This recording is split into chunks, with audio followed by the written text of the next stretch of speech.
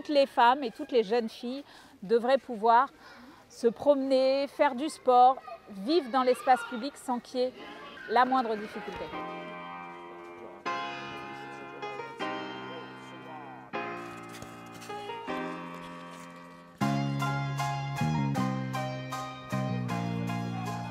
L'Equanon lutte contre les violences sexuelles et sexistes et veut favoriser la pratique sportive des femmes dans l'espace public. On a créé l'association en 2017, c'est une jeune femme qui a créé l'association, qui elle-même a été victime de violences sexuelles et qui a fait résilience grâce au sport, et notamment la course à pied. Et là, lui est venue l'idée, elle a dit mais il faut utiliser le sport pour dénoncer les violences sexuelles et sexistes et que ça cesse. On a des sessions de running et puis on a des sessions de foot, comme il y a derrière moi, dans les city-stades. Mais tout se passe dans la rue.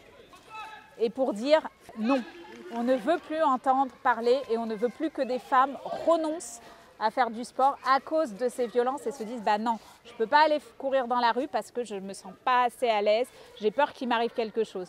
Donc voilà pourquoi on a créé l'association. Toutes les femmes et toutes les jeunes filles devraient pouvoir se promener, faire du sport, vivre dans l'espace public sans qu'il y ait la moindre difficulté. Au début, quand on arrivait sur les terrains pour jouer au foot avec les filles, on nous disait bon allez-y les filles, vous ne jouez pas au foot, de toute façon vous êtes nuls, ça ne sert à rien, vous perdez votre temps et tout ça.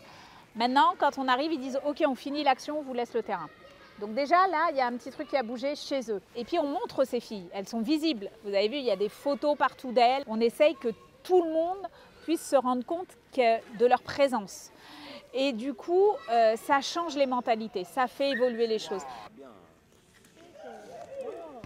Parce qu'au début, c'était un terrain où il n'y avait que des garçons. Donc ça veut dire les mercredis, quand on venait ici, il y avait tout le temps plein de garçons, plein de partout, il y en avait. Et ça veut dire quand nous, on leur disait de partir, et bah, ils disaient non, elles ne savent pas jouer de toute façon.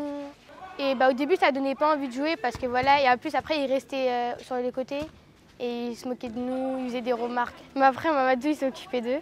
Mamadou, j'ai 37 ans, je travaille dans une association qui s'appelle l'association du quartier Saint-Bernard qui se trouve dans le 11e. Et je suis éducateur, voilà, depuis 12 ans.